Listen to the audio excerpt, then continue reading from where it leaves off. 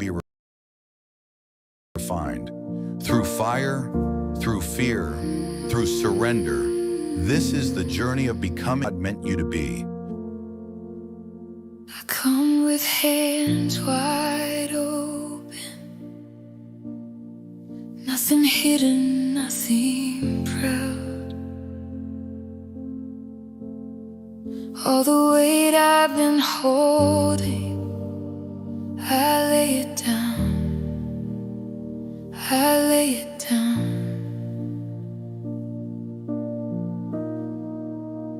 I've walked through fire and silence, through questions I can't explain. But even in the waiting, your mercy still remains. Refine my heart, consume my will. I want what you want, nothing else. Strip away what doesn't last, until only you remain.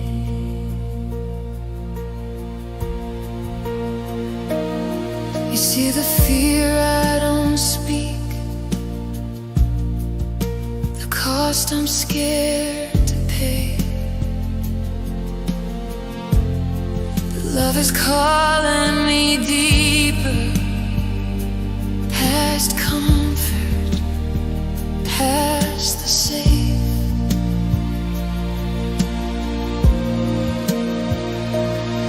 If obedience is paid for, still I choose your way. For joy was set before you, and you endure the pain. So lead me to the cross, where love was poured out freely,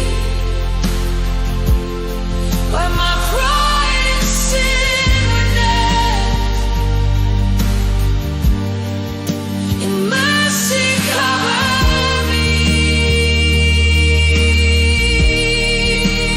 Lead me to the past,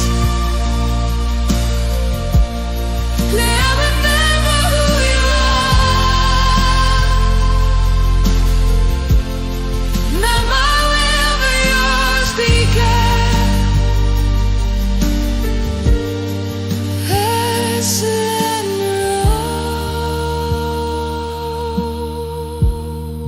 Refine my heart, refine my heart, until I look like you.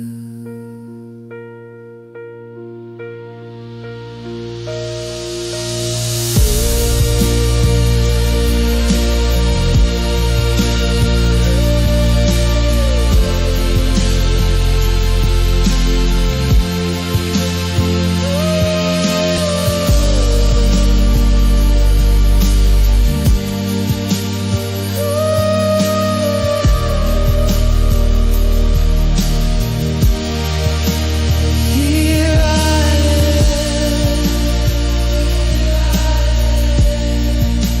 I say yes again, I say yes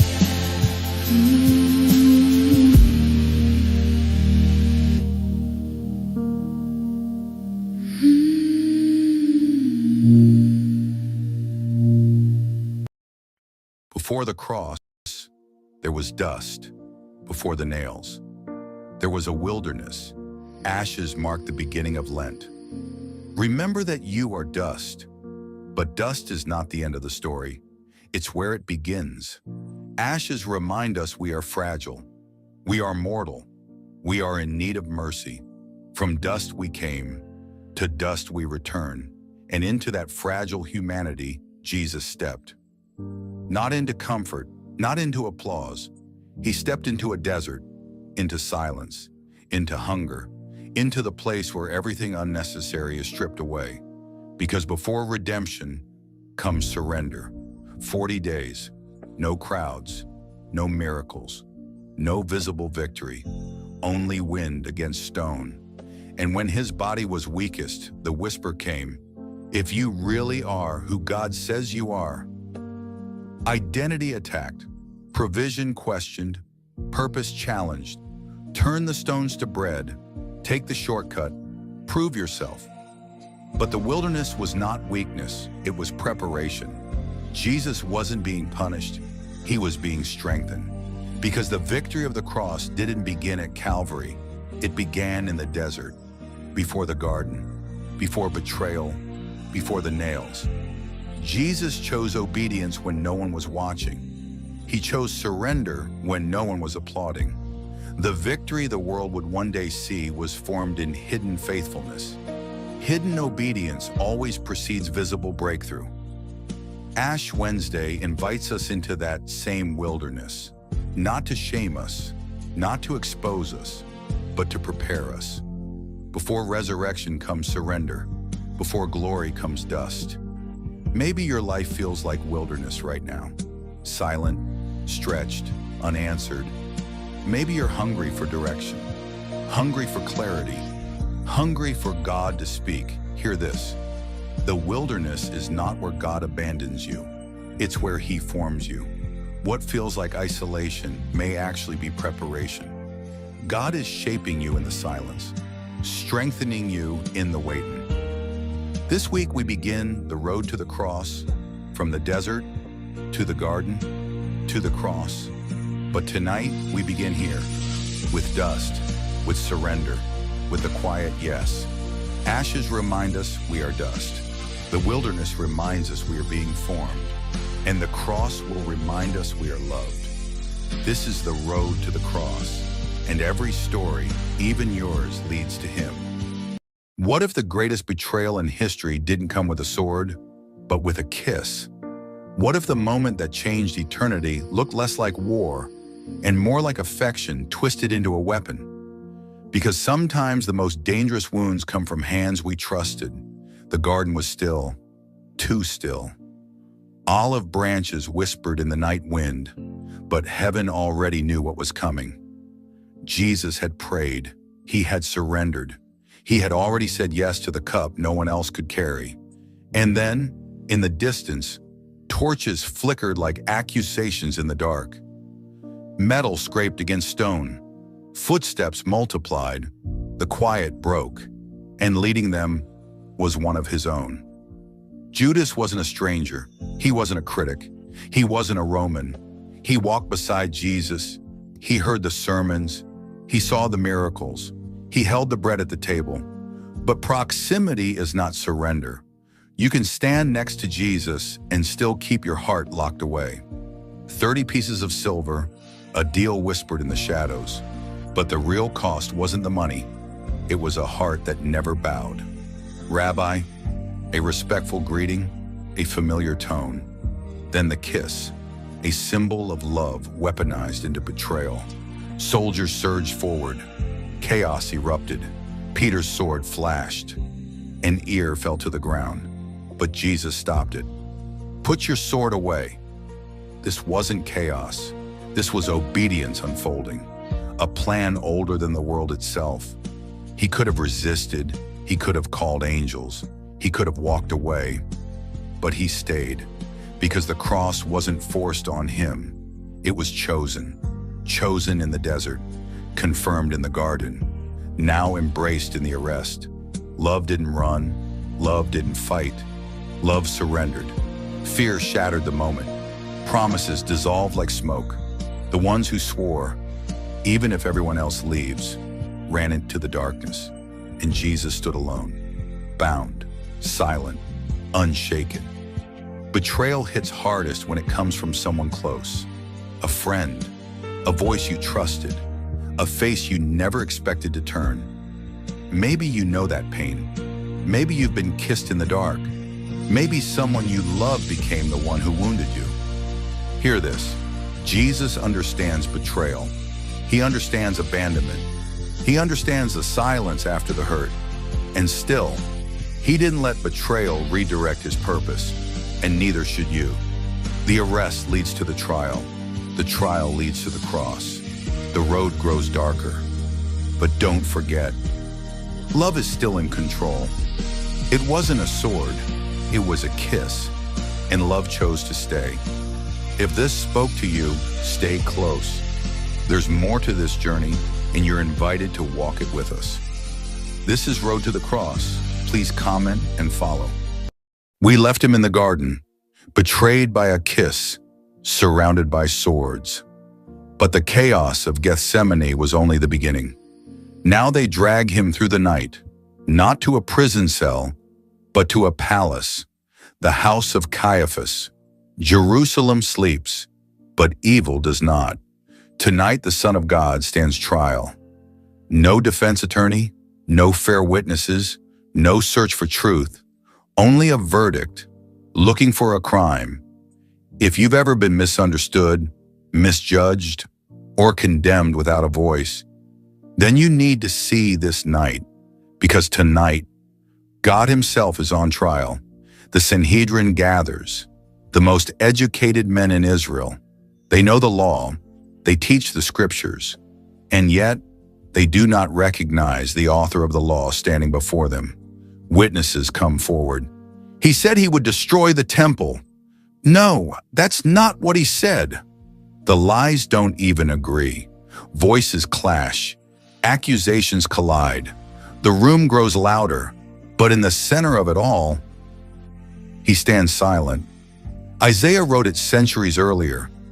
He was oppressed and afflicted, yet he did not open his mouth. Why? Why not defend himself? He could have called angels.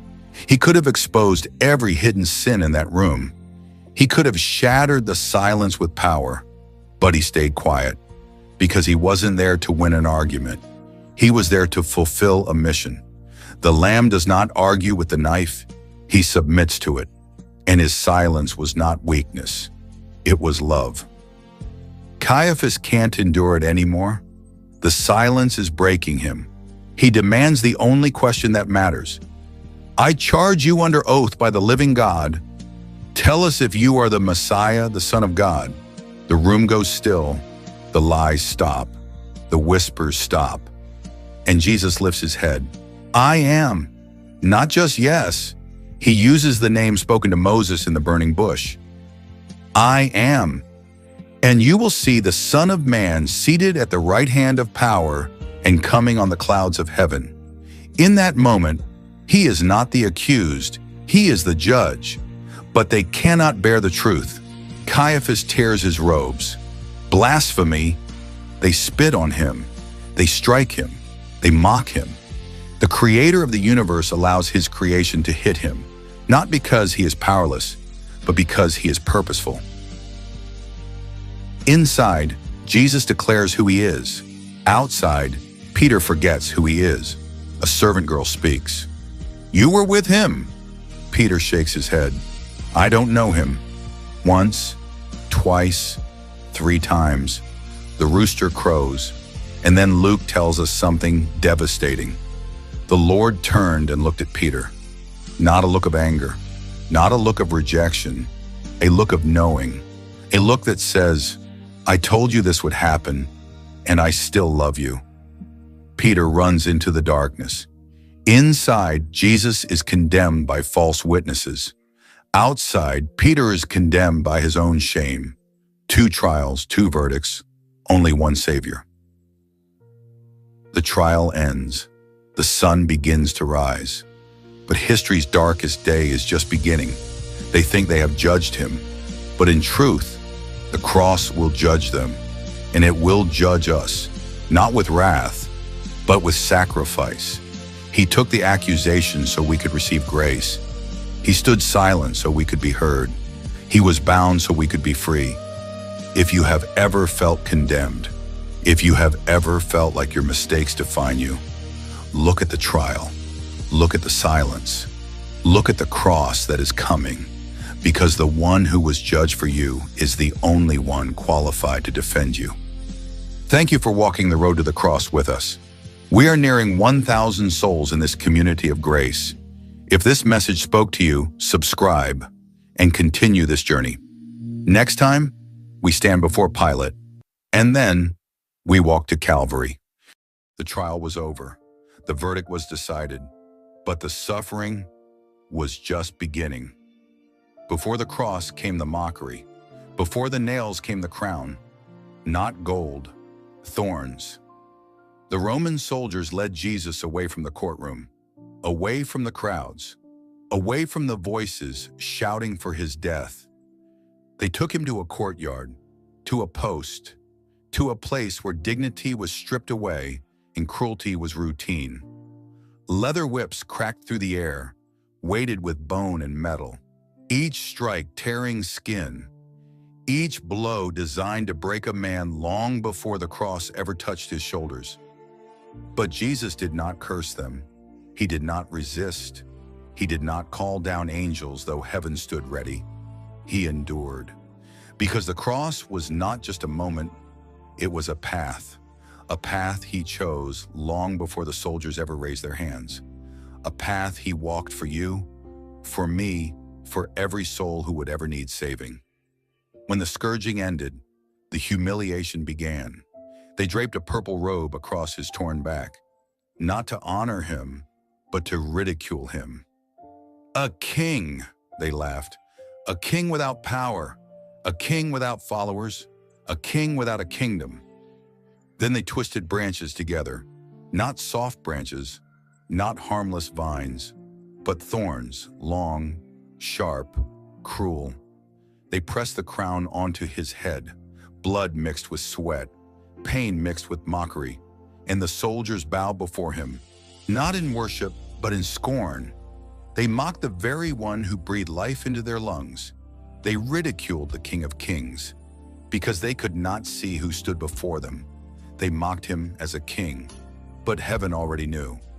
The crown they forced upon him revealed the kind of king he truly was.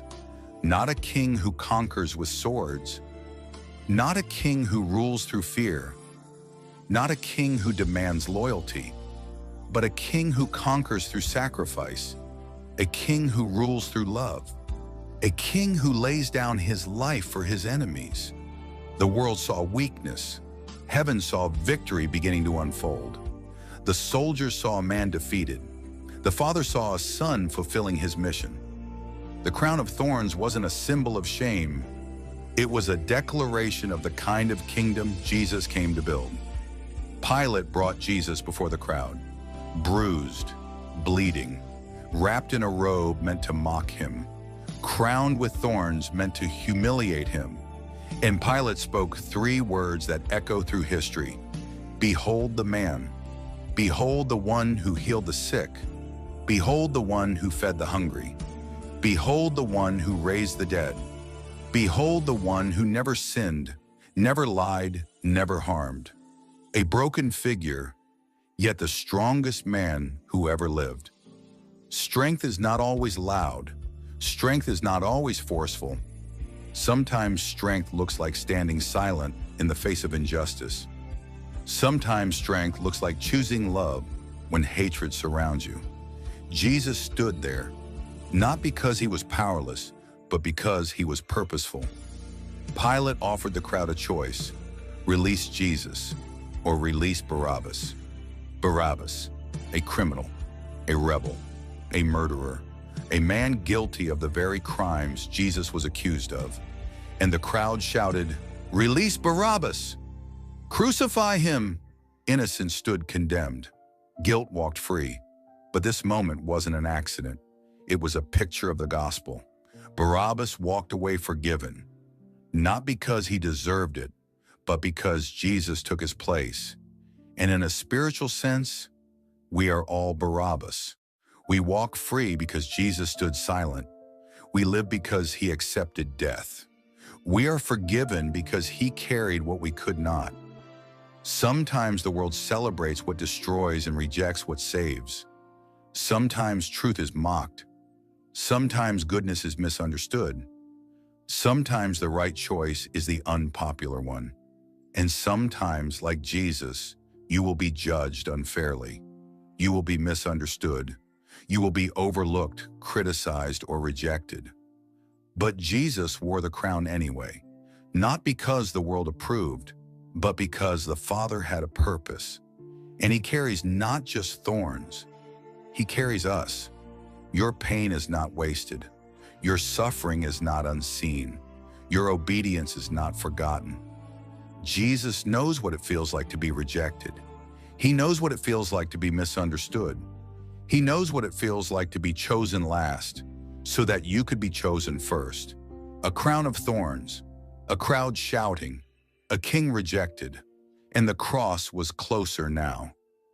This is the road to the cross, and every story, even yours, leads to him. What if every step Jesus took to the cross is speaking into the step you're taking right now? Because the stations aren't just history, they're a mirror, a map, a message for the battles you're carrying in silence. You're not just watching Jesus walk to Calvary, you're discovering how God walks with you through fear, betrayal, pressure, heartbreak, injustice, and surrender. Settle your heart, slow your breathing, let the noise of the day fall away. We walk now with Jesus not to rush toward the cross, but to understand the steps that shaped it. These are the scriptural stations of the cross. Moments of surrender, moments of courage, moments that speak into your own story today.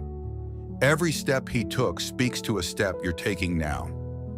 Station 1, Jesus in Gethsemane. The hardest battles happen in the places no one sees. In the shadows of Gethsemane, Jesus falls to his knees. The weight of the world presses on his chest. He prays the most human prayer ever spoken. Let this cup pass. But then, not my will, and surrender becomes strength. Your private battles matter. God hears the prayers you whisper through tears. Station 2. Jesus is betrayed by Judas. Sometimes the people who hurt you the most are the ones you trusted the deepest. A kiss breaks the silence. A friend becomes an enemy. Love is used as a weapon. Yet Jesus does not recoil. He calls Judas friend. Because betrayal cannot break what surrender has already strengthened. Betrayal wounds you, but it cannot derail God's plan for you. Station 3. Jesus is condemned by the Sanhedrin. When lies surround you, truth stands taller by staying silent. False witnesses, contradicting stories, raised voices, accusations without truth, and Jesus stands silent, steady. Because truth does not panic when surrounded by lies. You don't have to fight every accusation. God defends what you can't. Station 4. Peter denies Jesus. Your worst moment doesn't cancel your calling. Peter's courage collapses under fear. 3 denials, a rooster's cry, a broken heart, but Jesus had already prayed for him. Failure wasn't final. It was the doorway to restoration. Your mistakes don't disqualify you. Grace rebuilds what fear breaks. Station 5. Jesus is judged by Pilate. People may judge you, but only God defines you. Power meets truth. Politics meets innocence. Pilate washes his hands, but not his conscience.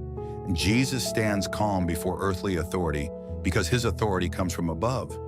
Human opinions shift. God's purpose doesn't. Station 6. Jesus is scourged and crowned. The wounds you carry may become the healing someone else needs. The innocent is wounded. The king is mocked.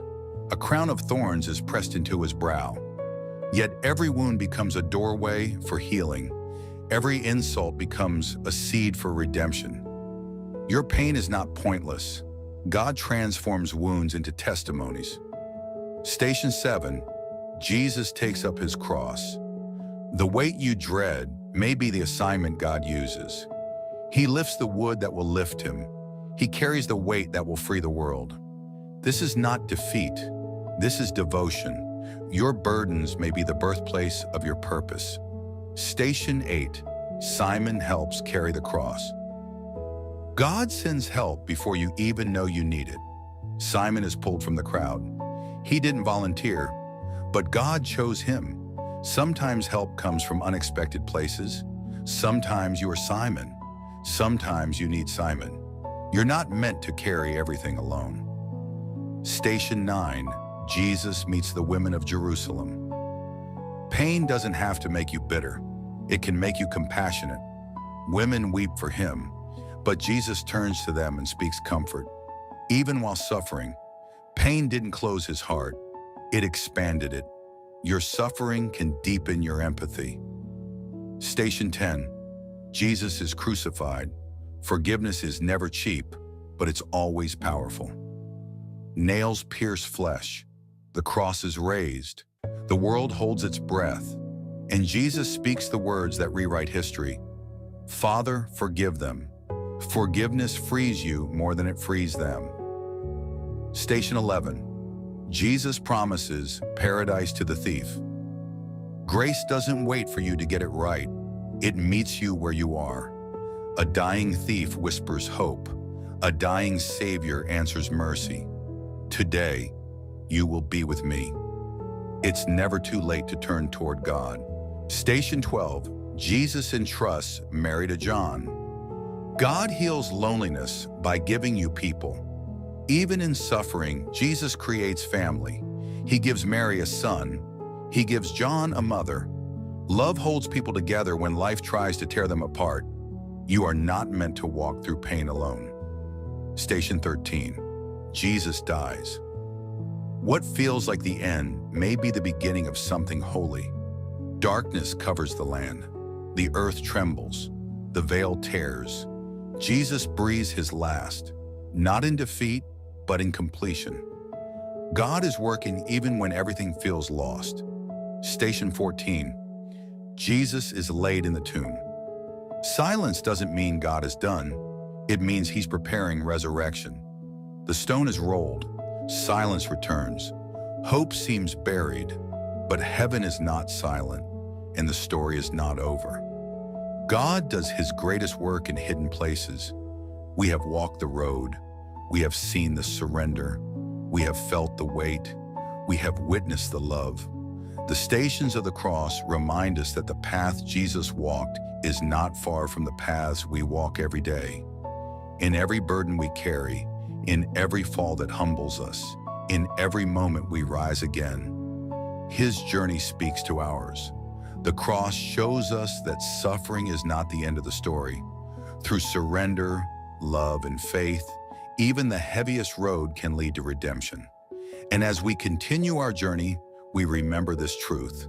The one who walked the road to the cross still walks beside us today. This is the road to the cross, where every story, even yours, leads to him. There are moments in life when the weight becomes too much, when the burden you carry feels impossible, when the road ahead looks longer than your strength can handle. But before Jesus ever hung on the cross, he carried one. And the weight he lifted that day still speaks to the weight you carry now. The crown had been placed, the verdict had been shouted, and now the road began. A road of dust, pain, and unbearable weight. Roman soldiers brought the crossbeam, heavy, rough, splintered wood pressed against torn shoulders. The same shoulders that once carried children, now carried the weight of the world. This was not just wood. It was every sin, every failure, every broken soul. And Jesus lifted it. The road was uneven. The crowd pressed in. The soldiers shouted, step after step. The weight pushed deeper.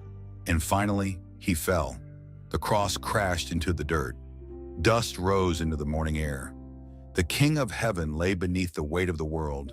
The soldiers grew impatient. The road was long, and the condemned man was weakening. So they pulled a man from the crowd. Simon, a stranger, a traveler passing through. And suddenly, he found himself carrying the cross of Christ. Imagine that. One moment you're walking by, the next you're carrying the weight of salvation on your back. Women wept along the roadside, their hearts breaking at the sight. But Jesus turned to them. Even now, even in suffering, he spoke words of warning, not for himself, but for them. Because the cross was not just a tragedy, it was a turning point for the world.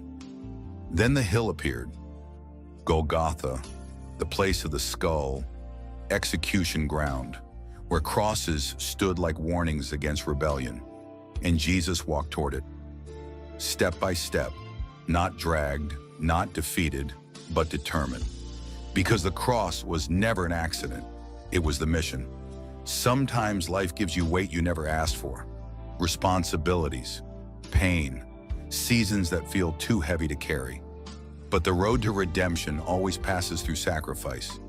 Jesus carried the cross for you, and sometimes he invites you to carry something too, not to destroy you, but to transform you.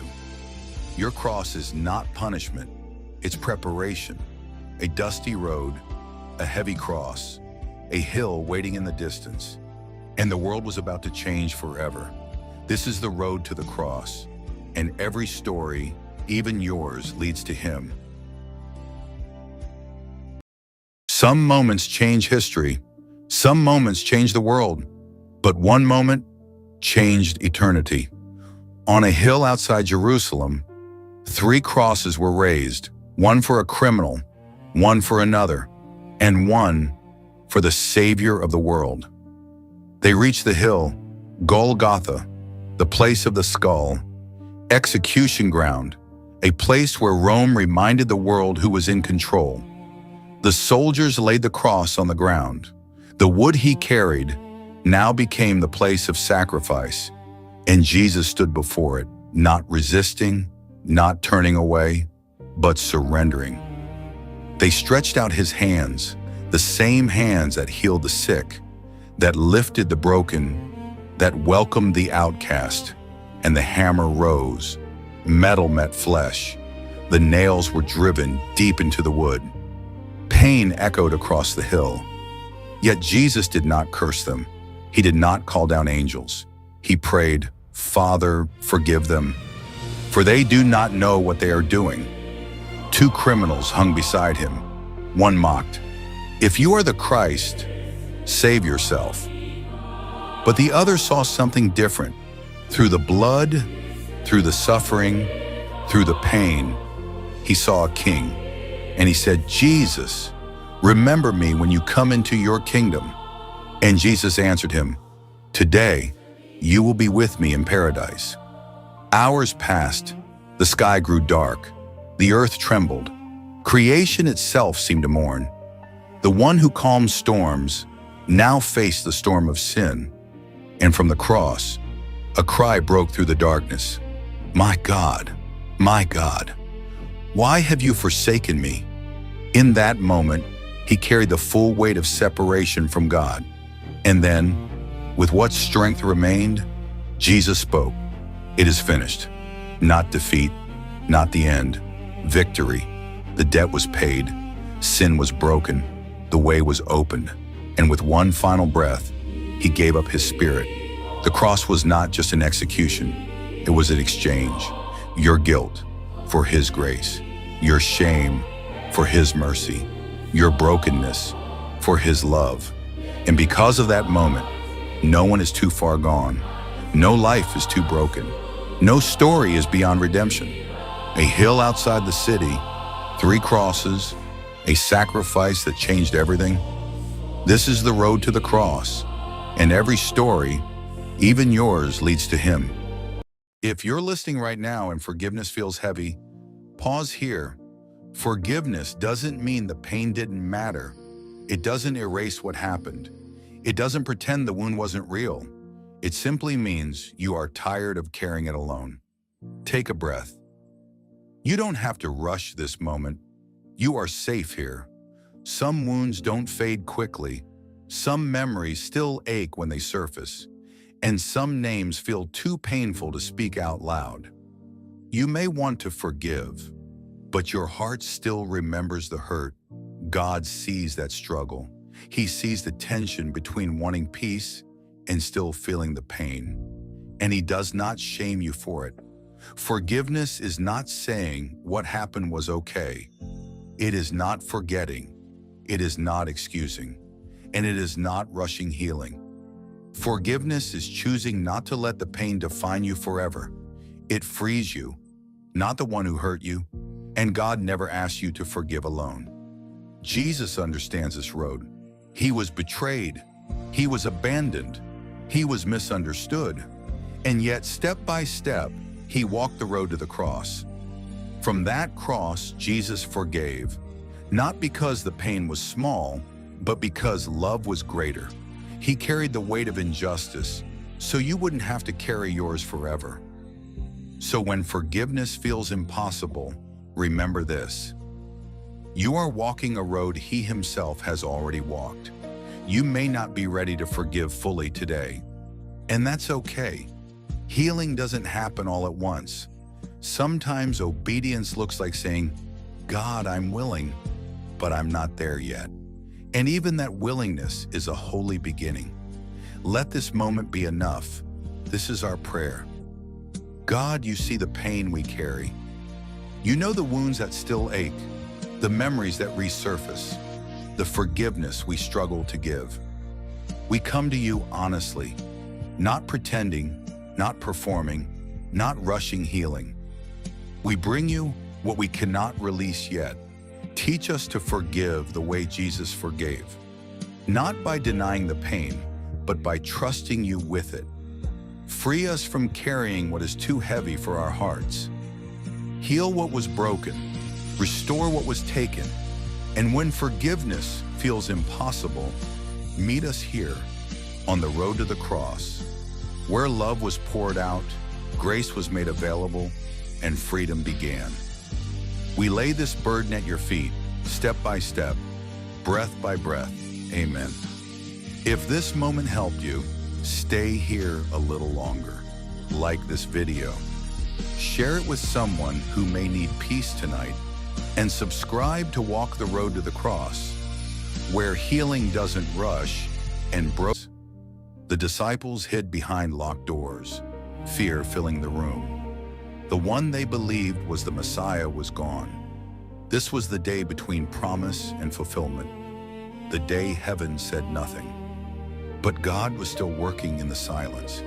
Maybe you know the silence, the waiting, the unanswered prayer, the stone that feels too heavy to move.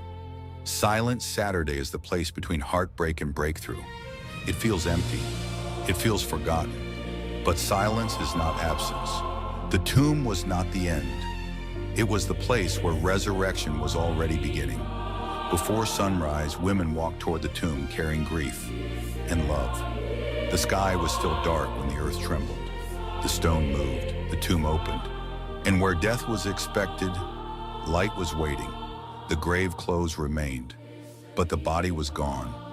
Death had lost. Hope had risen. The silence was broken. And the resurrection wasn't just for that morning. It's for every buried place in your life today. Whatever feels buried, hope can rise. Whatever feels sealed, God can open. Whatever feels silent may be the very place He is preparing resurrection. A sealed tomb, a silent night, a stone rolled away, a Savior alive. This is the road to the cross, where death gives way to life, and every story, even yours, leads to Him. There are moments in life that feel like our own Gethsemane, moments when the weight is heavy, when the future is uncertain, when the prayer isn't, God, use me, but God, please take this away. The Garden of Gethsemane teaches us that faith is not proven when life is easy. It is revealed when life hurts. Jesus knew the cross was coming. He knew betrayal was near. He knew suffering awaited Him. And yet, instead of running, withdrawing, or numbing the pain, He chose to pray. That choice is what makes Gethsemane so powerful. Jesus shows us that pain does not mean God has abandoned us. In fact, sometimes pain is where God meets us most closely. In the garden, Jesus prayed with honesty. He didn't hide his emotions. He didn't pretend strength he didn't feel. He said, "Father, if it's possible, let this cup pass from me." That prayer reminds us that it is okay to ask God hard questions. It is okay to admit fear. It is okay to say, "This hurts more than I know how to carry." Faith is not suppressing pain.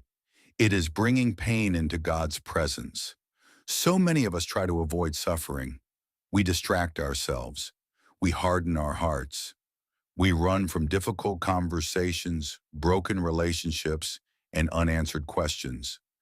But Gethsemane teaches us another way. Instead of running, we can kneel. Instead of shutting down, we can open up. Instead of pretending we're fine, we can pray honestly. And then there is this moment, maybe the most important moment in the garden, when Jesus says, "Not my will, but yours be done." This isn't resignation, it's surrender. Surrender doesn't mean God's plan won't hurt. It means we trust him even when it does. In our lives, surrender might look like releasing control when a relationship falls apart. It might look like trusting God when betrayal comes from someone close. It might look like continuing to love when you've been wounded, continuing to obey when the outcome is uncertain, and continuing to walk forward when every part of you wants to turn back. Gethsemane teaches us that obedience is often born in anguish, but it leads to strength. After Jesus prayed, something changed. The pain didn't disappear. The situation didn't change. But he stood up. He moved forward. Prayer didn't remove the suffering.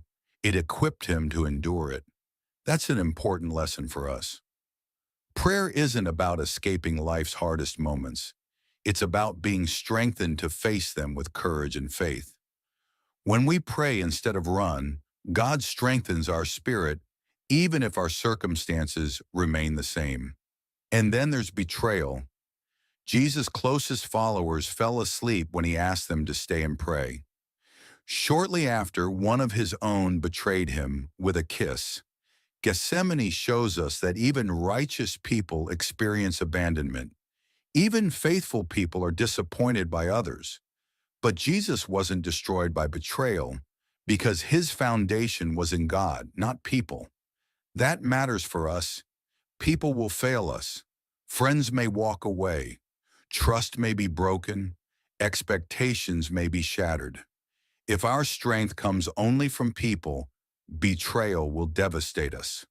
But if our strength comes from time alone with God, betrayal will not define us. Prayer in Gethsemane prepared Jesus for the betrayal that followed.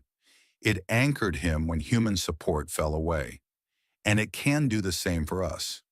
When we learn to bring our pain to God instead of chasing validation, revenge, or escape, we begin to heal. When we stop asking, "Why did they hurt me?" and start asking, "God, how do you want to shape me through this?" transformation begins.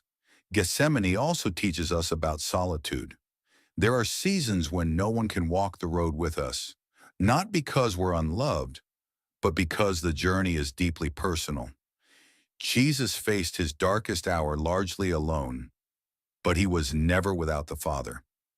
When you feel unseen, unheard, or isolated, Gethsemane reminds you that God is still near. Sometimes the silence of others makes space for the voice of God. And finally, Gethsemane teaches us that suffering is not the end of the story. The garden was preparation, not defeat. Whatever you're facing right now, betrayal, grief, exhaustion, disappointment, it is not wasted. God uses pressure to deepen faith. He uses pain to refine purpose. And he uses surrender to prepare us for what's next. When we choose prayer over panic, obedience over avoidance, trust over fear, we discover that God is faithful, even in the garden. So if you're in your Gethsemane today, don't run. Stay, pray, surrender. Strength is being formed in you even now.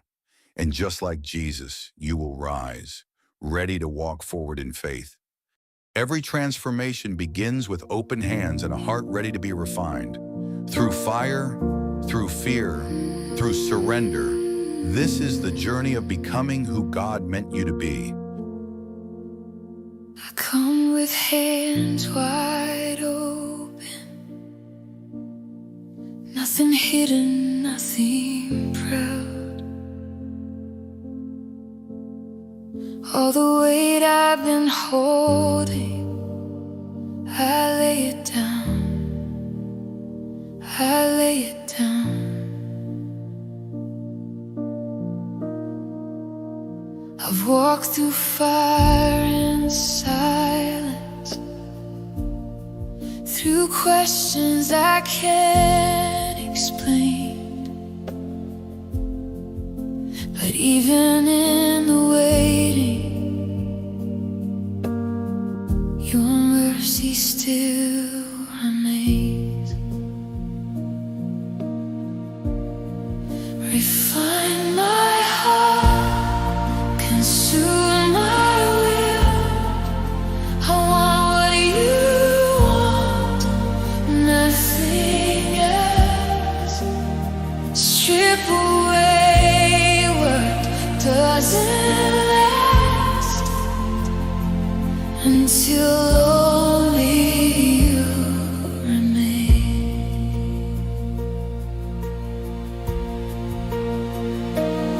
You see the fear I don't speak, the cost I'm scared to pay. But love is calling me deeper, past comfort, past the safe.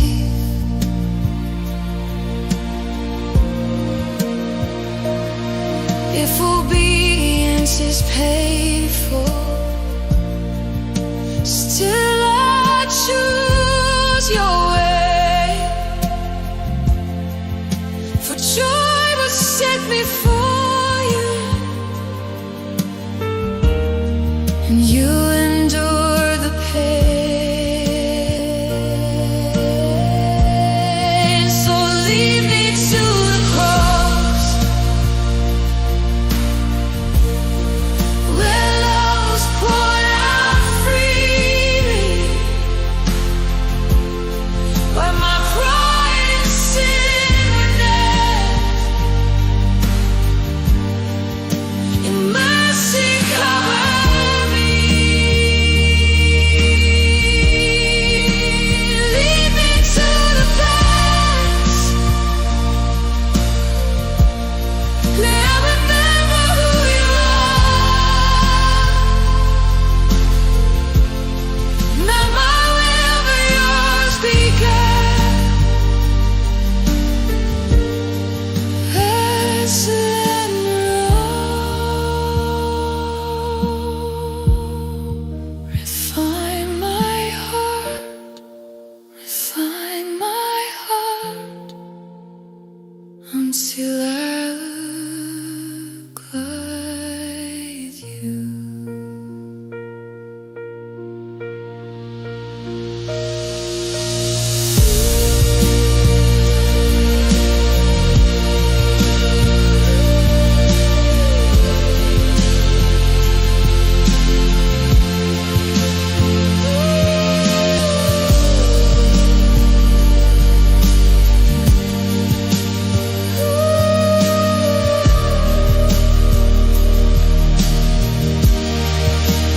Here I am, I say yes again, I say yes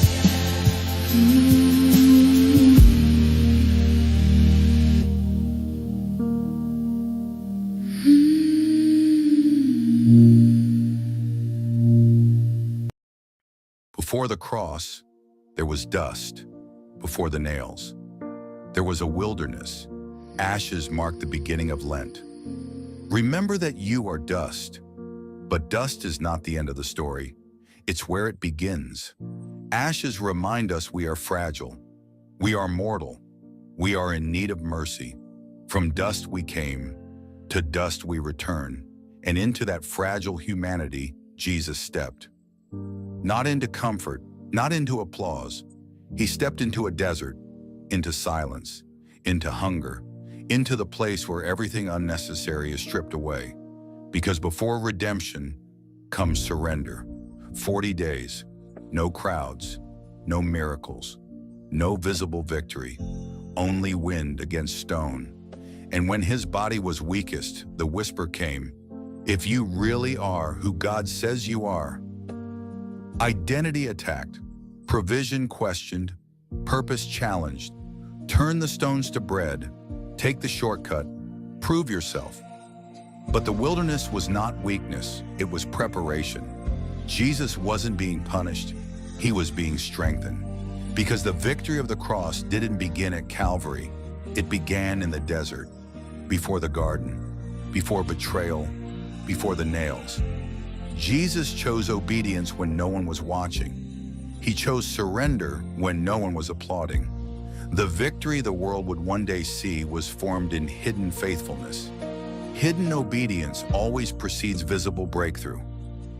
Ash Wednesday invites us into that same wilderness, not to shame us, not to expose us, but to prepare us.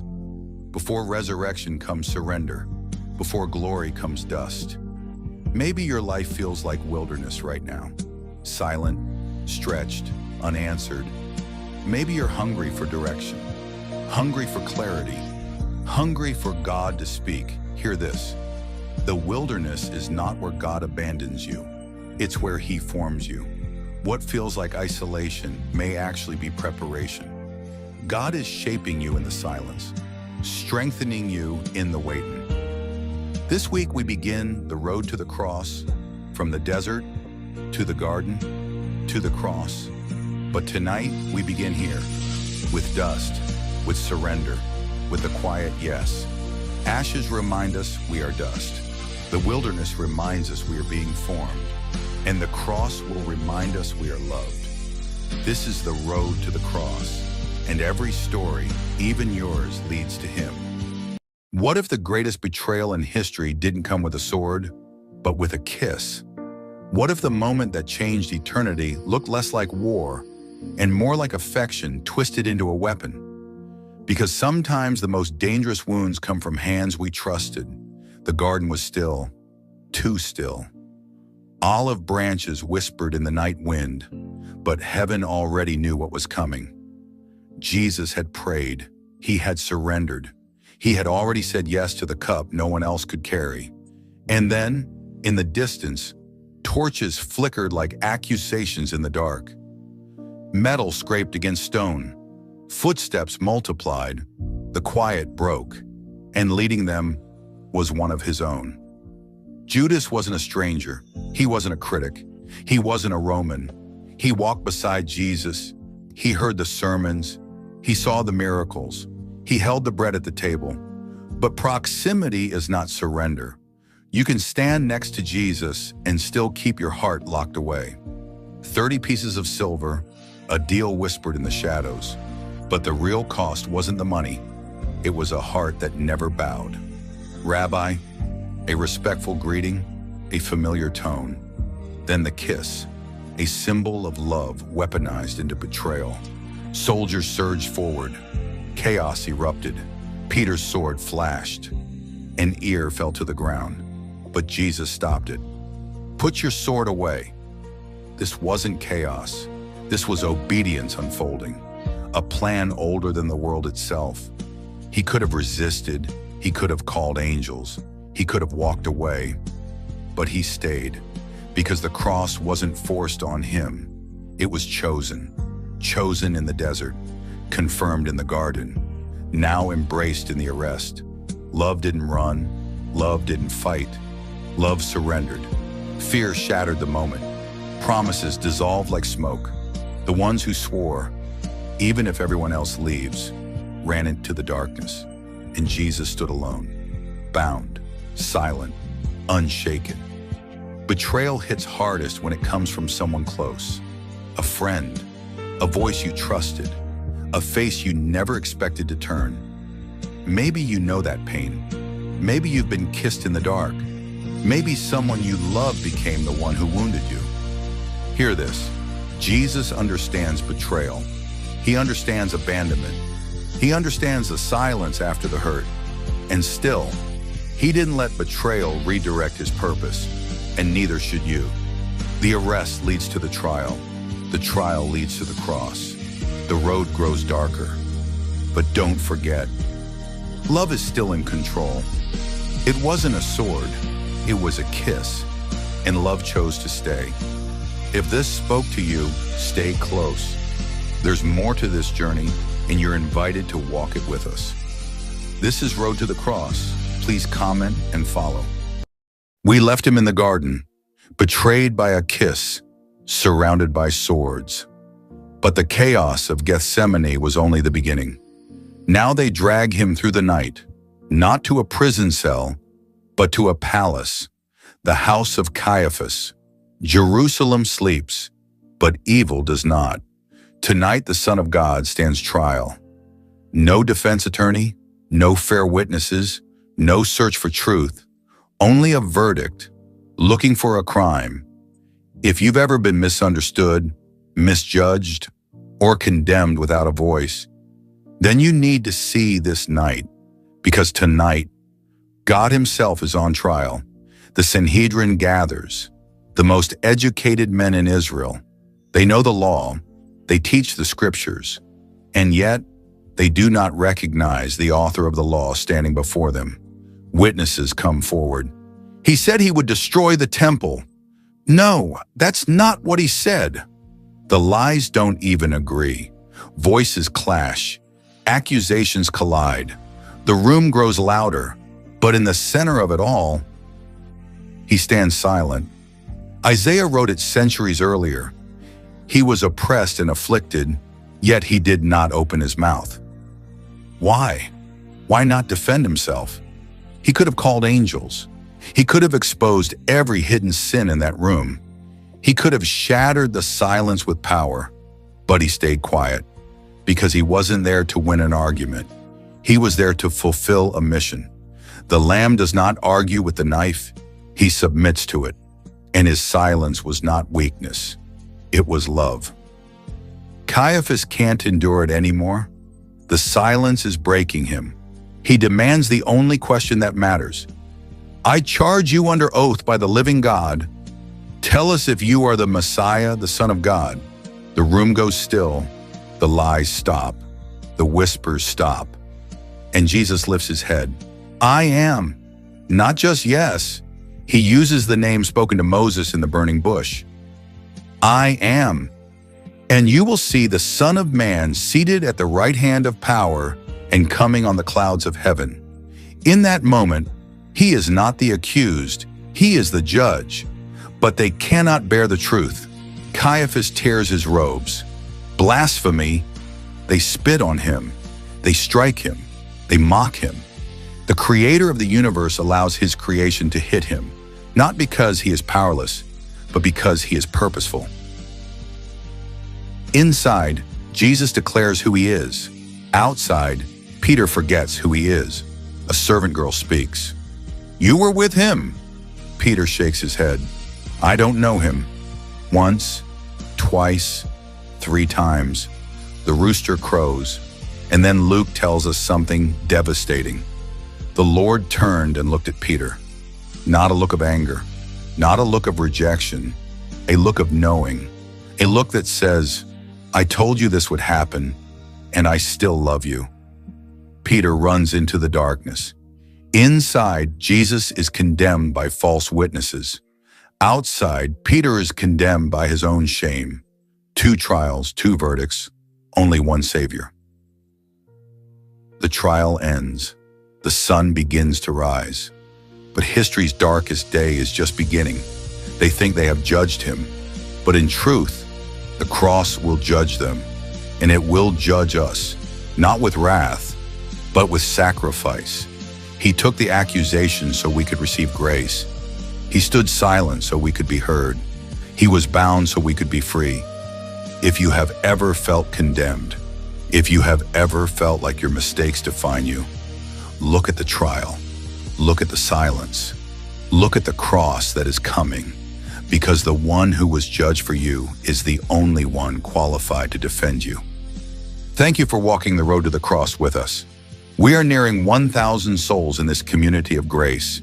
If this message spoke to you, subscribe and continue this journey. Next time, we stand before Pilate, and then we walk to Calvary. The trial was over. The verdict was decided, but the suffering was just beginning. Before the cross came the mockery.